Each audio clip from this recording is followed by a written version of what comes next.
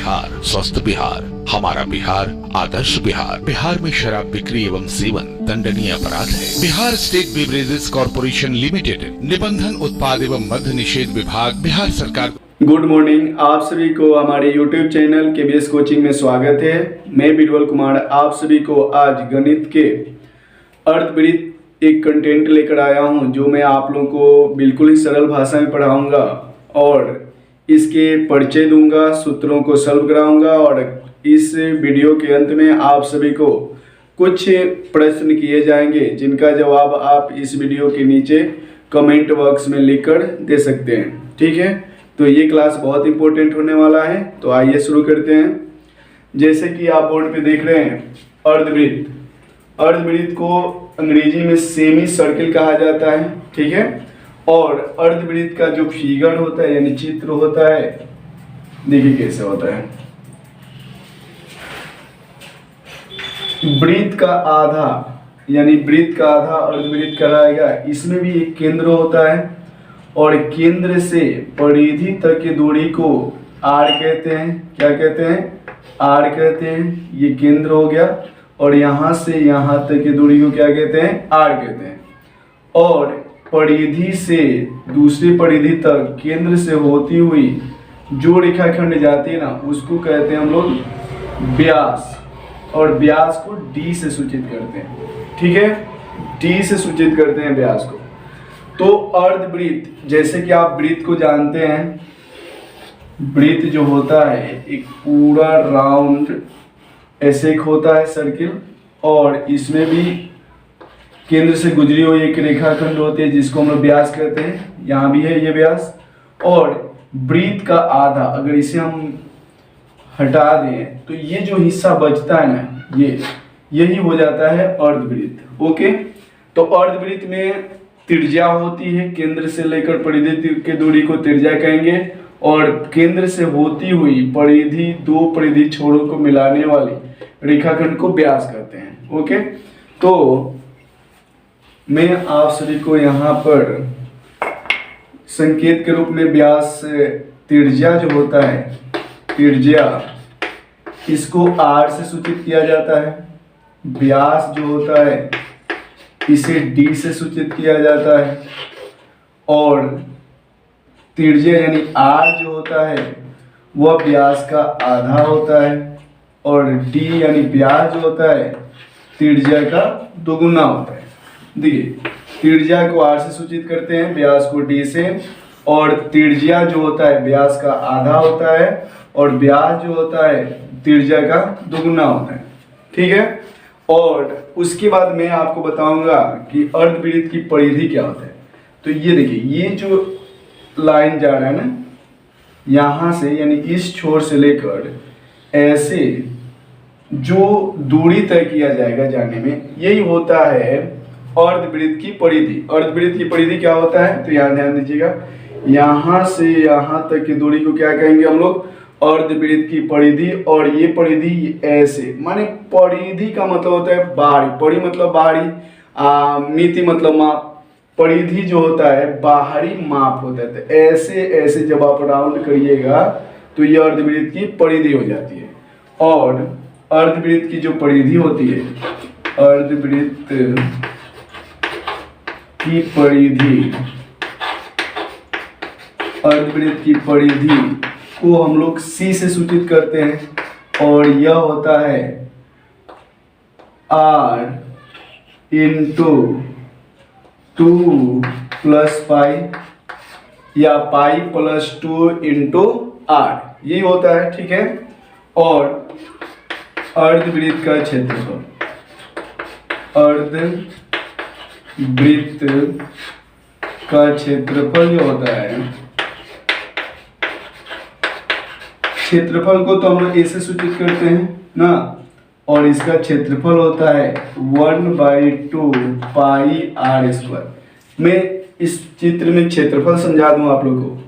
तो क्षेत्रफल जो होगा, ये पूरी एरिया होगी, ये अंदर से जो घिरा हुआ जो एरिया है ना, ये पूरा क्या कहलाएगा? क्षेत्रफल कहलाएगा। ठीक है, तो ये हो गया आपका साधारण और सरल शब्दों में इसका परिचय यानी कि अर्धवृत्त का परिचय। इसमें ये त्रिज्या, व्यास और R से D में संबंध, D से R में संबंध और अर्धवृत्त की परिधि और अर्धवृत्त का क्षेत्रफल। ठीक है, अब देखेंगे हम लोग इससे प्रश्न कैसे पूछता है।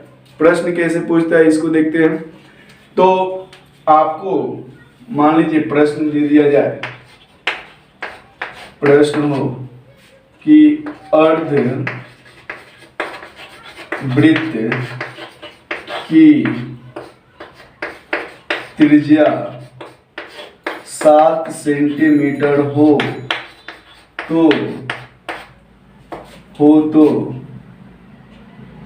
इसकी परिधि बताएं।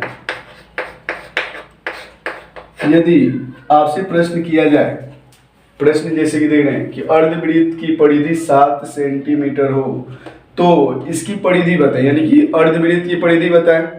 तो अर्धवृत्त की परिधि के लिए आपको जब हल करने जाइएगा तो आपको मिल रहा है अर्धवृत्त की त्रिज्या। क्या मिल रहा है? अर्धवृत्त की त्रिज्या यानी कितना 7 सेंटीमीटर।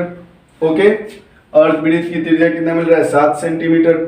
तो इसलिए सूत्र से अर्धवृत्त की परिधि बराबर यानी C बराबर, मैंने सूत्र आपको पहले ही बता दिया कि अर्धवृत्त की परिधि C बराबर क्या होता है? R into 2 plus pi, R into 2 plus pi. Okay, चूंकि पाई बराबर आप सभी जानते हैं, पाई बराबर क्या होता है? 22/7 होता है, या इसका दशमलव मान होता है 3.14 होता है, 3.14 होता है। तो यहाँ पर हम लोग मान को रखेंगे, R का मान कितना? 7, आप इंटू 2 प्लस पाई का मान रख दीजिए, पाई का मान 22/7 यानी कि 7 और यहाँ गुना हो जाएगा, कुछ छटेगा तो, और इसको जोड़ेंगे तो 7 दूनी 14, 14 और 22 कितना हो जाएगा? 36/7। और इस तरह से 7 से 7 को काट दिया जाएगा तो आपको कितना प्राप्त होगा? 36 सेंटीमीटर। तो यही हो गया, यानी आपसे अगर ऐसे प्रश्न करें तो उसका जवाब आप इस तरह से हल करके 36 सेंटीमीटर दे सकते हैं। तो मैंने आपको यहाँ सिखाया कि अगर त्रिज्या 7 हो तो, या 8 हो, 9 हो, 10 हो, 14 हो, कुछ भी हो, तो आप इस विधि से सरल ढंग से उसका परिधि निकाल सकते हैं। ठीक है, तो अब हम लोग सीखेंगे कि अगर मैं अब आप लोगों को बताऊंगा कि अगर त्रिज्या दिया हो तो क्षेत्रफल कैसे निकालेंगे। ठीक है, त्रिज्या दिया हो, ये सूत्र आप लोग नोट कर लेंगे। ठीक है, चलिए ये भी मिटा देते हैं, ये भी मिटा देते हैं। यदि अगर त्रिज्या 7 सेंटीमीटर हो तो इसकी क्षेत्रफल पूछे, क्षेत्रफल ना जी, क्षेत्रफल पूछे तो क्या होगा? क्षेत्रफल बताइए, यही प्रश्न हो जाए। यदि वृत्त की त्रिज्या 7 सेंटीमीटर हो तो इसका क्षेत्रफल बताएं ना। क्षेत्रफल कितना होगा? तो क्षेत्रफल के लिए हम लोग हल करेंगे, चूंकि अर्धवृत्त की त्रिज्या दिया हुआ है, त्रिज्या यानी R 7 सेंटीमीटर, तो यहाँ भी लिखेंगे सूत्र से अर्धवृत्त का क्षेत्रफल को शॉर्ट में लिख देते हैं, क्षेत्रफल जो A होता है, और मैंने सूत्र लिखवाया था क्या? 1/2 पाई R स्क्वायर, 1/2 पाई R स्क्वायर यानी कि 1/2 पाई R स्क्वायर। तो यहाँ मान रखेंगे 1/2, आप पाई की जगह पे 22/7 और R की जगह पे 7 × 7। ओके, 7 गुने 7, तो 7 से 7 कैंसिल, और ये 22 को 2 से काट सकते हैं तो 11 बार, और 11 सते 77 सेंटीमीटर स्क्वायर क्षेत्रफल जो होता है स्क्वायर में। ठीक है, तो यहाँ आप लोगों ने देखा कि अगर त्रिज्या दिया हो तो हम लोग क्षेत्रफल निकाल सकते हैं आराम से। ठीक है, और इसमें मैं बताऊं कि त्रिज्या का मान बदल दे, 7 से 8 कर दे, 3 कर दे, 4 कर दे, 5 कर दे या 14 कर दे, कुछ भी कर दे, तो आप लोग उसका क्षेत्रफल आराम से निकाल सकते हैं। अभी थोड़ी देर पहले मैंने बताया कि त्रिज्या का मान कुछ भी पुट किया जाए तो उस विधि से आप परिधि निकाल सकते हैं। अब मैं एक चीज और सिखाऊंगा, अगर आपको परिधि दिया हो तो उससे त्रिज्या या क्षेत्रफल कैसे निकालेंगे। एक और प्रश्न हम लोग सीखेंगे। यदि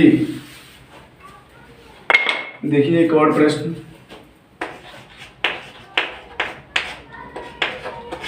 यदि वृत्त की अर्धवृत्त की परिधि 36 सेंटीमीटर हो तो अर्धवृत्त का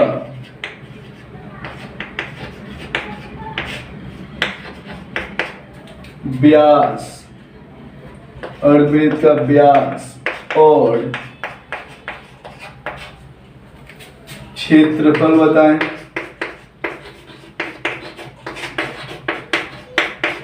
ठीक, प्रश्न को एकदम गौर से पढ़ लीजिए। यहाँ कहा जा रहा है कि यदि अर्धवृत्त की परिधि 36 सेंटीमीटर हो तो अर्धवृत्त का व्यास और क्षेत्रफल बताएं। यानी कि आपको परिधि दिया जाए तो क्षेत्रफल भी बताना है आपको और व्यास भी बताना है। तो हम लोग हल करते हैं। हल करेंगे तो जो दिया पहले वो लिख लेते हैं। चूंकि अर्धवृत्त की परिधि दिया हुआ है तो अर्धवृत्त की परिधि है यानी सी जो है 36 सेंटीमीटर है, 36 सेंटीमीटर है। ठीक है, और आप सभी को अभी थोड़ी देर पहले मैंने सूत्र पढ़ाया कि अर्धवृत्त की परिधि का सूत्र क्या होता है, तो आपको बताया गया था कि वो होता है r इंटू 2 प्लस पाई, ये होता है। और ये परिधि का सूत्र होगा इक्वल टू 36 सेंटीमीटर। तो r की वैल्यू तो है नहीं और यहाँ 2 है, अब प्लस पाई का मान कितना होता है, तो होता है 22/7। क्या होता है 22/7, और यहाँ हो गया 36 सेंटीमीटर, यानी कि यहाँ 7 दूनी 14 और 22 कितना हो जाएगा 36 हो जाएगा, अब 7 इक्वल टू 36 सेंटीमीटर। इसलिए r जो होगा यहाँ तो 36 है पहले से, और इधर से 36 जो ऊपर है बराबर की इस साइड आएगा तो नीचे चला जाएगा, और 7 नीचे तो ऊपर यहाँ आ जाएगा, गुना हो जाएगा। तो 36 एकम 36 कट जाएगा, यानी कि r बराबर कितना आ जाएगा 7 सेंटीमीटर। ओके, अब आपको जब r आ गया तो आप क्या निकालने वाले हो, इसलिए अर्धवृत्त की क्षेत्रफल निकालने वाले हो, यानी 1/2 पाई r स्क्वायर, यानी कि 1/2 गुने 22/7, और r का मान कितना है 7, यानी कि 7 गुने 7। एक 7 से एक 7 को काट देंगे और ये किससे कटेगा 11 बार में, 11 2 से 2 11 बार पढ़ा पड़ेंगे तो ये कट जाएगा, यानी बच रहा है 11 गुने 7, तो 11 सते 77, और क्षेत्रफल को स्क्वायर में लिखते हैं। तो एक तरह से ये आंसर हो गया। और ये क्योंकि आपसे क्या पूछा था, सॉरी आपसे त्रिज्या नहीं, क्या पूछा था व्यास, तो व्यास के लिए क्या होता है d बराबर 2r हम लोग पढ़े थे, तो 2r यानी कि r का 2 गुना, तो यानी 2 गुने 7, तो 7 दूनी 14 सेंटीमीटर, यानी कि एक आंसर ये हो गया और दूसरा आंसर ये हो गया। तो अब आप लोग वृत्त की त्रिज्या दिया हो तो उसे क्षेत्रफल और परिधि निकाल सकते हैं, यानी और वृत्त की परिधि दिया हो तो उसे व्यास या त्रिज्या या क्षेत्रफल निकाल सकते हैं। तो अब मैं आप सभी को यानी कि इस वीडियो के अंत में मैंने कहा था कि आपको प्रश्न दूंगा, तो अब आप लोग कॉपी कलम निकाल लें और प्रश्न नोट करने के लिए तैयार हो जाएं। ओके, प्रश्न होगा निम्न त्रिज्या से अर्धवृत्त की क्षेत्रफल बताएं। ओके, अर्धवृत्त की क्षेत्रफल बताएं। तो पहला हो जाएगा 7 सेंटीमीटर, दूसरा हो जाएगा 14 सेंटीमीटर। यानी आपको यहाँ 2 प्रश्न मिल गए। दूसरे टाइप से मैं बोलूँ, यहाँ टाइप 1 हो गया, टाइप 2। टाइप 2 में मैं आपको दूंगा वृत्त की अर्धवृत्त की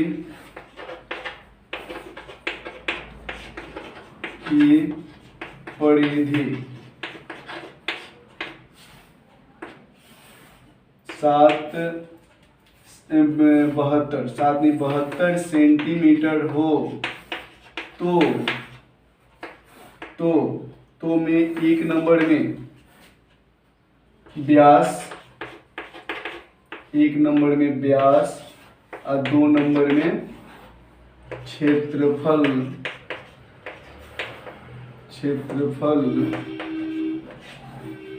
बताएं। ठीक, तीसरी कंटेंट में प्रश्न हो जाएगा, यदि अर्धवृत्त